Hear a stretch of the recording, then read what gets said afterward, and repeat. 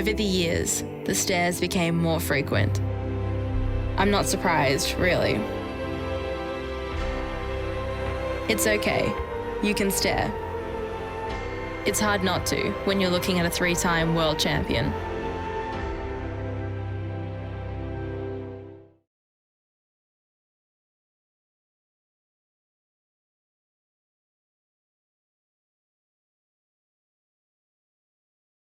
Hello, I'm Maureen Reedy, the President and CEO of the Paley Center for Media, and it is my great pleasure to welcome you to a very important and timely PaleyImpact program. Fair Game, Creating Opportunity and Equality for Women in Sports. We'd like to thank John Josephson and Carolina Zaff for their invaluable support of this event and all programs in our quarterly Women's series.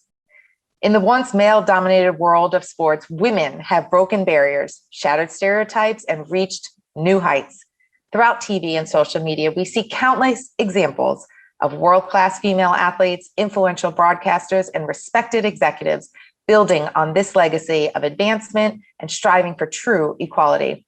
Today, we are honored to bring together some of the most successful and admired women in sports and sports media to celebrate these achievements and discuss the systemic challenges that women continue to face both on and off the field.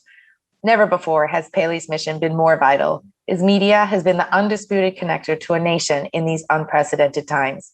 Paley is uniquely positioned to meet this moment with impactful conversations led by influential leaders such as the remarkable women that we are truly honored to have with us today. They will share their insights into media's vital role to raise awareness about the great achievements women in sports are making every single day and the important goals that they are still pursuing. We welcome to our conversation Sue Bird, 4-time WNBA champion, 5-time Olympic gold medalist, and co-founder of TOGETHXR Media, and Amy Trask, analyst for CBS Sports and former CEO of the Oakland Raiders. Now, before we start the program, there's one brief housekeeping note. If you are tweeting, our hashtag on Twitter is hashtag PaleyImpact. And now I'm so pleased to welcome our moderator, Michele Steele, studio anchor and correspondent for ESPN, where she has covered some of the biggest stories for SportsCenter, Outside the Lines, and ESPN's digital platforms. Before joining ESPN in 2011, Michele was an anchor for Bloomberg Television and the network's first full-time sports reporter. Please join me in welcoming Michele Steele. Over to you, Michele. All right, thanks, Maureen. I'm Michele Steele with ESPN. Welcome, everybody, to PaleyImpact Fair Game, Creating Opportunity and Equality for Women in Sports. So thanks, everybody, for making time today. We're going to start out, we're going to hit the ground running with a question for our panelists, a very broad question, but it is deliberately broad because both of you come to the table today with different experiences. Amy as a sports executive, Sue as an athlete, and entrepreneur as well. And I want to ask you guys, in a few words, what do you feel is the best example of progress in women's sports? And we're not putting any kind of time period on that. It's progress as you define it. And what is the goal you'd most like to see achieved? Sue, I'm going to start with you. Okay. Hi, everybody. Gosh, I feel like there's a lot of, in a good way, a lot of directions that we can go here in terms of progress. One that I'm seeing in the world of the WNBA and really a lot of leagues and a lot of different players is their ability to use their social media. And I think what we're starting to see is, and I think this is progress in a big way, is, handles like Bleacher Report or GQ Sports, these what used to be very heavily male-dominated spaces are now starting to show some love to female athletes. We've got GQ Big Fits, and you're starting to see a lot of different players, female players, on there. And that to me is a sign of progress. Like I said, I can go in many directions. I mean, I'm sitting on here with Amy, who is a CEO in the NFL, and that right there shows big time progress. And we're lucky now that we can list out, a few different women who are in front office roles, who are in coaching roles, starting to break down those barriers. Where I'd like to see things go. Is that the second part of the question? Yeah. What's the goal you would like most to see achieved? Yeah. I think for me, again, you're going to hear a lot of WNBA talk. I think for me, specific to women's leagues, I want to see more corporate sponsorship deals that are solely ours, that are meant for us, that are signed by us. In the WNBA, a lot of times, and it's been a gift and a curse. Our big brother, so to speak, the NBA has kept us afloat in a lot of ways for many years.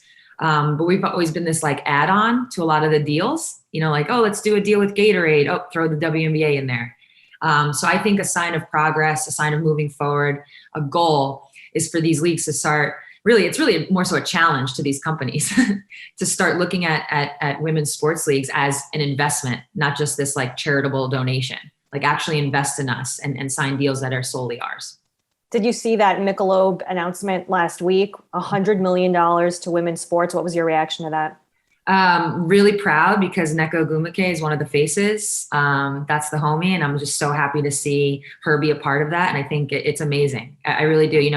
It's funny because a lot of times in this sports world, people think it's competitive in terms of these types of deals. Mm-hmm. And it's like, nah, we all need, like, there's enough to go around. We can't come from a place of scarcity. And a lot of times I think women do, sadly. We've been positioned that way. So I was just thrilled to see it. So happy for NECA, and I think it's great what Michelob did. Yeah, it doesn't have to be a zero-sum game. When you're creating value, that means that the pie is getting larger, and the pie is getting larger for everybody. Amy, what about you? In your experience, what is the best example of progress that you've seen for women's sports or women in sports, and what's a goal that you'd like to see? Happy to answer that, of course, but not until I tell both you and Sue how thrilled I am to participate in this panel with both of you. It's an honor. I'm thrilled. I'm actually giddy to be here with you both. You're such accomplished women in all that you do. I was also thrilled by your reference to the pie, Michele, because I have said throughout my career, instead of arguing about how to split a pie, make the pie bigger. There's more for everyone that way. I use that often as an analogy, as an example when discussing matters as between the NFL and the NFL Players Association, which is let's just work together to make the pie as big as we can. And then no matter how we split it, and yes, we need to focus on that, but no matter what, there's going to be more pie for everyone. So I love that you use the pie analogy. As to your question about progress, I work with Ice Cube and Jeff Quantinitz on the league. They started the Big Three, a 3-on-3 basketball league. And the example I'll use is this. After our first season, we decided to make Clyde Drexler our commissioner. Clyde had been coaching a team. So we needed to replace Clyde as a coach when we named him commissioner. And I was sitting in a room with Cube, with Jeff, with Clyde, and I said, how about Nancy Lieberman? And not one of those men batted an eye, and gender was never an issue that was raised. We hired Nancy as a head coach. She went on to coach her team to a championship in her first year with the Big Three. And she was voted head coach of the year by all the players in the league and the coaches in the league, none of whom gave a damn that she was a woman. Well, the next year we expanded the league and we hired Lisa Leslie as a head coach. So we now have a league that's 12 teams, 2 coached by women. Lisa, like Nancy, in her first year, won the championship and was voted head coach of the year. And there was a significant moment after Nancy won the championship. It was at the post-game press conference. And every question of the players, that is, what's it like being coached by a woman? How was it having a woman as a head coach? And one of our players grabbed the microphone, he wasn't the one speaking at the moment. And he said to the assembled media, stop starting every question with the fact that she's a woman. You may focus on the fact that she's a woman. We don't. We focus on the fact that she's our coach. And he went on to eloquently state what a magnificent coach she was and how gender was irrelevant. So that to me is a tremendous example of that of which you're speaking, which is progress. I'm asked all the time when women are put into these new positions, Sarah Thomas as an official at the Super Bowl, if I'm excited. And of course, but what's going to really excite me is when these things are no longer newsworthy. When people are hired without regard to race, gender, or any other individuality, which has no bearing whatsoever on whether one can do a job, that's what's going to be truly exciting. It's interesting that you mentioned the success, and that's certainly what I'm seeing as a reporter as well, the continued success. And I think increasing success that women are having coaching or in the front office of men's leagues and men's teams. You mentioned the big three. We've seen Becky Hammon in the NBA. Lori Locust is an assistant. She's an assistant position coach, I believe, in the Buccaneers organization. Paradoxically, over the last, since Title IX, we've seen more opportunities for women as athletes, and the base of women as coaches for those teams is actually shrinking. Only 40% of coaches for women's teams now at the collegiate level are women. Sue, I want to bring you into this. How do you level the playing field, so to speak? How do you encourage more of those opportunities to go to women? I think the way I see it is, women in sports, a lot of times these doors haven't been opened, right? And what I'm seeing on our side of things is just now we're starting to see like someone like myself, who right after college became a professional, right? Who's had this long professional career. And just now, when the career is ending, you named Becky Hammon. We can talk about Kara Lawson, Swin Cash. There's tons of names you could bring up. It's like we're now starting, those types of names, those types of people are now showing little girls what a career path is. They can now see, it's the whole see it, be it idea. They can now see like, oh, I can do X, I can do Y. Oh, this could lead to Z. And so that path has now kind of been made. And so somebody can follow in it. And all it took was, obviously, as usual, the first to break down those doors. And now that they're broken down, I think what we're going to start to see is people realize, not just in sports, in every like facet of business, the person doing that hiring is going to realize like, wow, there's this pool of people, women, who make up obviously like, 50 or so % of the world's population. There's this whole pool of people, like this untapped resource, literally an untapped resource. Amy talked about how, for Lisa and Nancy and the big three, like nobody cared they were women. To me, what I hear is these are two people that brought in this whole other type of perspective because their walk of life was different. The things they had to deal with were different. And also, I know Lisa personally. Here's somebody who played in the WNBA, the Olympics, overseas in Russia. She's bringing a wealth of knowledge. So like I said, there's this whole pool of people, like this untapped resource. And that's kind of how I imagine and I kind of envision things are going to start to change. You're going to start to see more women in these roles, not because, these companies are just checking a box, but because these women are actually bringing something totally unique to the table and something that you need, right? We always talk about, oh, who's in the quote unquote room making decisions? Well, once you start adding these perspectives, you start to see that it's actually just going to make your company, your team, whatever we're talking about, better. Sue, you referenced this untapped pool, and you may have seen me smiling ear to ear as you were saying that. It's a point that resonates with me, and I try to make all the time. I spoke earlier about the importance of hiring without regard to race or gender or ethnicity or any individuality, which has no bearing whatsoever on whether one can do a job. And the point is, if you don't hire in that manner, you are overlooking vast swaths of people that can make you a better business. If you're going to eliminate any group based on an individuality like race or gender, if there's such a thing as business Darwinism, and one would hope there is, your business should fail. Because by definition, you are excluding from consideration people that can make your business better. Yeah, and there's a whole host of research that shows that diverse teams are winning teams. Amy, let me push back on that point, though. The ideal is to have colorblind hiring, genderblind hiring, but the human instinct, perhaps, is to hire people that look like you, right? To hire people you're quote unquote comfortable with. When you're leading an organization, as you led the Raiders for so many years, how do you fight that proclivity, affinity, so to speak, for people to hire people from within their group and to look everywhere for talent? Well, let me start by noting that I recognize how tremendously fortunate I was to work for Al Davis, a man who did hire without regard to race and gender decades before this was even a conversation. And similarly now working with Cube and Jeff on the Big Three. So I do recognize my good fortune. And for those who might think, well, what does she know about how tough it is out here? Because she's only worked for and with people who are willing to hire in this manner. I get it. I understand how fortunate I was and I am. To answer your question more specifically, hire the very, very, very best people you can to make sure that they are qualified to do the job. Look, Sarah Thomas, first female official on the field for the NFL during a Super Bowl. And I was asked umpteen times, did the NFL put Sarah on the field just to check a box, just to prove a point, just for correctness? And my answer was no.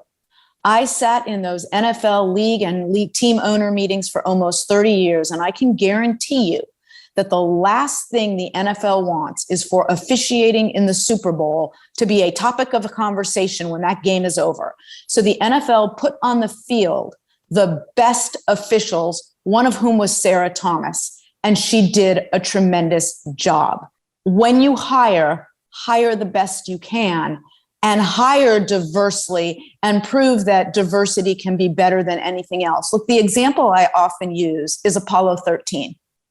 When those men were stuck on that spacecraft, space capsule, not exactly sure what to call it right now, but when they were stuck in space, and there was that group of people down at NASA sitting around a table trying to figure out how to get them home and get them home alive, I will guarantee you they didn't give a damn about race, gender, ethnicity, or anything else. They only wanted to get home alive.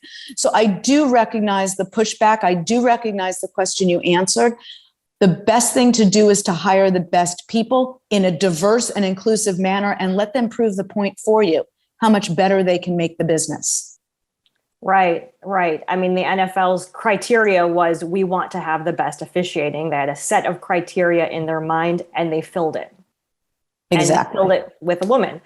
I want to talk about the media component of this, because Sue, you've got kind of an exciting venture going on. Not kind of an exciting, a very exciting venture. I should correct myself on that.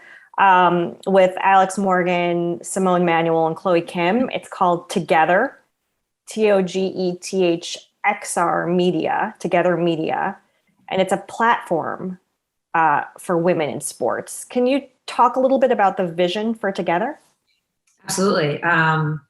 It's basically, classic, put your money where your mouth is a little bit. The way it started was actually Alex, you mentioned Alex Morgan. The way she explained it to me, she was like, I was looking at, things like Uninterrupted, and noticing how male dominated it all was, and how, men started it, they created it. These media platforms, they were covering majority of men. As we all know, famously, women only get 4% of the media coverage. And she basically just had a moment where she was like, I kind of want to start a company and dedicate it to, women's coverage. And that's when she pulled me in, pulled Simone in, pulled Chloe in. And that's basically what our goal is. It's about centering women, telling the stories of women, helping move culture forward, giving that platform to them, getting these stories out. Everything, under the sun that you could think of. We're about women, like I said, by women, for women, and we want to inspire. I think that's what it's all about. And it's kind of interesting because, all four of us, we've kind of been complaining about, the lack of coverage for so long. And that's where the money where your mouth is thing. It's like, all right, well, we should probably do something about it. And that's what TOGETHR is. And you guys have a new podcast as well. Summer of Gold. Summer of Gold, and it's about the importance of the 96 Olympics and changing that landscape for women's sports. What sort of inspired you to choose that particular subject? So 96, for a lot of reasons, and it covers a lot of sports, was a big moment for female athletes and women in sports. Multiple teams are winning gold. In gymnastics, you had the Magnificent Seven, so there was a lot of hype around women's sports. And what that 96 Olympic team did for basketball was start the WNBA. I mean, quite literally. So it was just a huge year. And I think this is a really good opportunity and moment to kind of go back and reflect and, in some ways give these women their flowers and hear their stories, but simultaneously point out the fact that that was in 1996. And yet we're still having some of the same issues, so to speak. We're still not getting the coverage. We're still not, so it kind of is twofold, but you get to hear the stories, listen to them firsthand, while also, acknowledging that while that was kind of a starting point, we still have a long way to go. Yeah, it's interesting. It feels like, we're in an Olympic year now, and then it feels like there's just this flurry of interest and coverage in women's sports, and then it just falls off a cliff as soon as the Olympics is done. And there's that interest, the basketball is the WNBA. There is a lot more interest in, I think, the NWSL, following the tremendous success of women on a world stage. And just because of the global nature of that sport, it's really increased, I think, the profile of women's sports overall. That is really cool that you guys are doing launching your own media platform that way. What is the response been so far? And I mean that from every level, whether it's, the principals, sponsors, business side, but also potential viewers and listeners. It's been amazing. One funny one is the other day, I'm scrolling through, and obviously I follow Together, and, someone, a fan, I guess, of the company, got the logo tattooed on her arm. So I was like, listen, if someone's tattooing your logo, you're doing something right. So I think that's a good sign. It's starting to get into like the fabric of the people that follow, and they believe in it and they want more. And obviously that leads to, media attention. We've done different partnerships along the way with different companies. So we're literally just scratching the surface. And so far the response has been amazing. And we're just going to continue to push forward. That is amazing. A tattoo on someone's body they're raising the bar now, I think. Because it hurts to have tattoos removed. Good point. Amy, I want to bring you in here with your, you wrote a book a few years ago, which was tremendous. You spent over 3 decades with the Raiders. Is it close to 3 decades? Or is it over 3 decades? I don't know. Just under 3 decades, almost 30 years. A lot of time with the Raiders. First woman ever to be the CEO of an NFL team. I think still first woman ever. I think only woman to be the CEO of an NFL team. And you're the chairman of the board of the Big Three right now. How have you been able to be so successful in these spaces that are so male dominated, right? Right. And has it changed over time? Well, I will share with you the manner in which I approach this, but with this caveat. The best advice I ever received in my life was from my mom, who told me from the time I was a little girl, to thine own self be true. And as moms can do, she repeated it over and over and over again. And as daughters can do, I rolled my eyes when she did. But it was the best advice I've ever received. And the reason I share that with you now, Michele, is what I'm about to share in terms of how I approach these issues worked for me. Doesn't mean it will work for other people. I have gotten pushback for the way I've approached it, but it worked for me, and everybody's got to figure out what works for them. I didn't spend time thinking about my gender. You pointed out that I was with the Raiders almost 30 years. I'd love to say I started when I was 10, so we could do the math and it would turn out differently, but that's not the case. 30 years with the Raiders. I started my career there in the early part of the mid-'80s. That was a long time ago. When I walked into that first NFL team owners meetings, there were no other women in the room. But I never thought about my gender. It always struck me that if I wanted to walk into a meeting, whether a league meeting, a Raider ownership meeting, a locker room meeting, a meeting of coaches or bankers or the municipalities, and I did not want anyone thinking about my gender, if that was my wish and that was my hope, well, then it made no sense for me, or it made no sense to me, for me to be thinking about my gender. My view was also that if anyone else wanted to waste their time thinking about the fact that I was a woman, okay, go ahead, waste your time, because I'm not going to spend a moment thinking about it. I'm asked frequently, do I think I was tested because I was a woman? And while I don't know that that's the case, because people are tested all the time, we're tested because of our gender, our race, our ethnicity, our educational background, our age. We're tested for umpteen different reasons. But let's assume I was tested because of my gender. Well, what's the best thing to do when one is tested? Pass the damn test. So that's where I put my energy. I focused on doing my job. If other people wanted to worry about the fact or be bothered by the fact that I'm a woman, go ahead. You worry about it. You be bothered about it. I'm not wasting my time. Now, again, that worked for me. It's not everyone's taste. I've learned that. So to thine own self be true. You have to pass the test, and these jobs are hard to come by. A lot of people want to work in sports. And when you are doing the job, you also want to be compensated for the job, and you want to be compensated in an equitable way. And I think a lot of women in the workplace, not just in sports, grapple with this. How did you manage that within your organization, making sure you're, of course, doing the work, passing the test, so to speak, but also being compensated equitably on the other side for it? Well, I was compensated equitably by Al. I had oversight of compensating business staff, but he, of course, had oversight of compensating me. Or I should say I had oversight of many, not all. But Al was very fair with me. And again, I recognize my good fortune in that regard. I recognize the point you're making. Of course, Michele, I'm aware that it's an issue. It's not one that I had to grapple with. I will share with you that, and I feel a little bit awkward doing it, but I will share with you that I was the highest compensated non-football staff employee in the organization. And I share that again, very hesitantly, and feel very awkward doing that. And I shouldn't. But to underscore the point that my gender wasn't an issue to Al. Look, one of the most special moments I had during my entire career was when Al said, and I won't bore you with the whole long story, although it really is one of the most special moments of my career.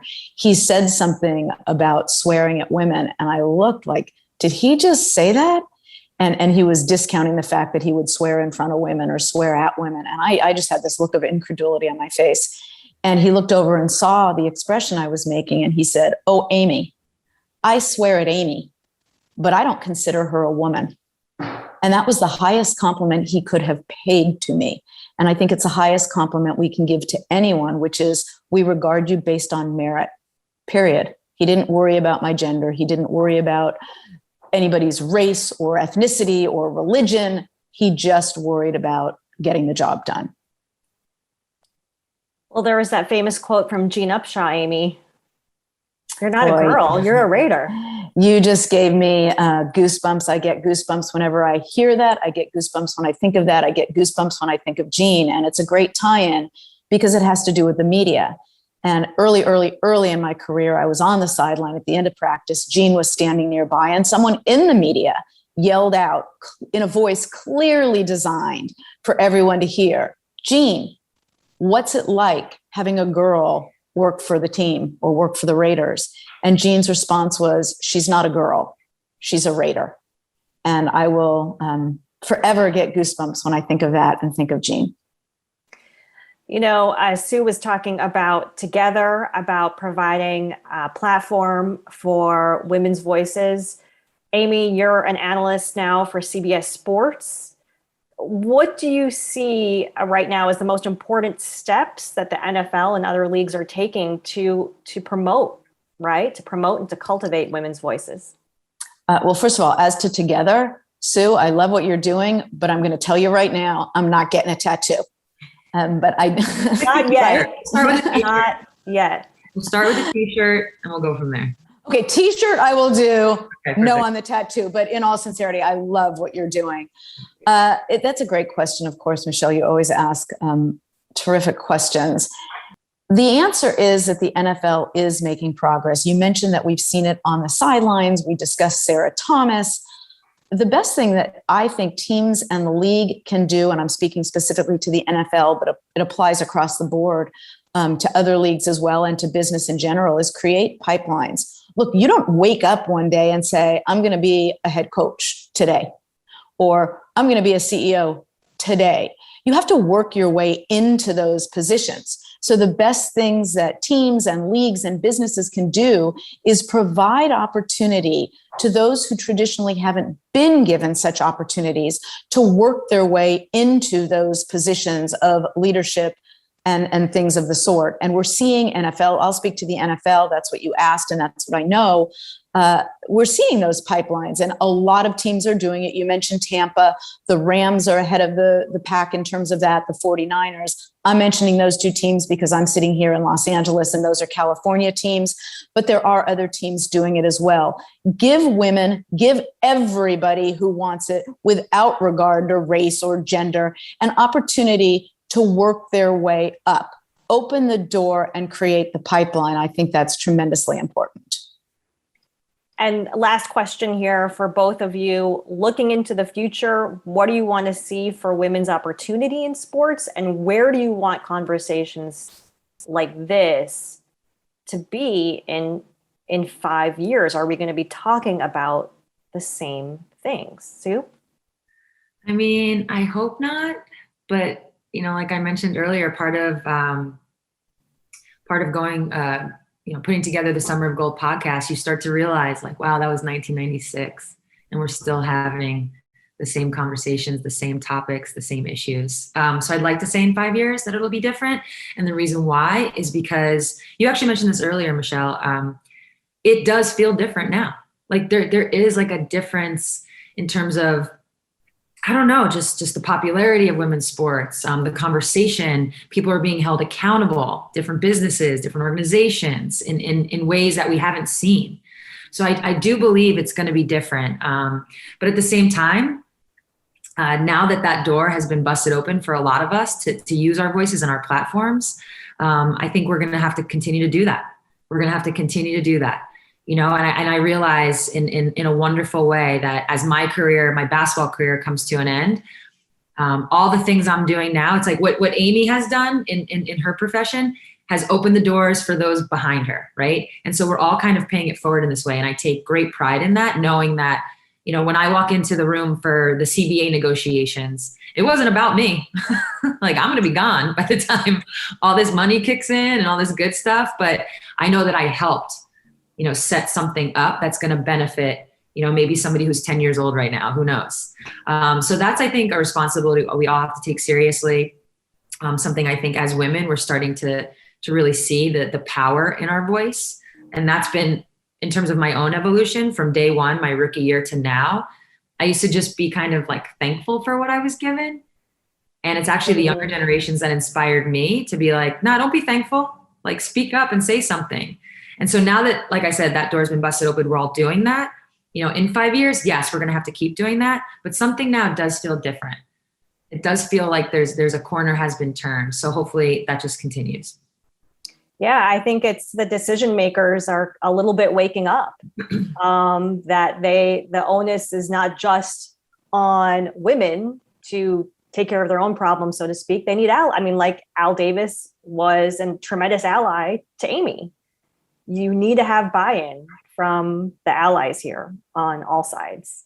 Amy, what about you? What do you want this conversation to be like in 5 years? Well, I learned a long time ago the hard way that I should never do math on camera, but I'm going to try it anyway. I think 96 was 25 years ago. That's a long time. And I agree with you, Sue. I hope that we are not having this conversation again in 5 years. But if one looks at the fact that we're having it now 25 years past, I really hope I did that math right, past 1996, I don't know if we will or we won't. But I do know there's one very, very big difference right now that didn't exist in 96 or many years thereafter. And that is the power of all the media tools available to everybody. And by that, I mean social media. In 96, there was no Twitter, there was no Instagram. I could go all Bill Belichick and say there was no Snapface. But the fact is that these tools didn't exist. So the conversations that are going on right now are not conversations that are one-on-one or conversations that involve only a few people or are heard by only a few people. These are broad discussions that are going on across the world on platforms that are accessible to everyone. So I do believe, and I say this with hope in my voice as well as conviction, that it's a different time and progress will be faster now as a result of these new manners in which we can all communicate. And Michele, you referenced CBS Sports, and I am so honored to be part of that. And Sue, I think you were the one who mentioned see it, be it.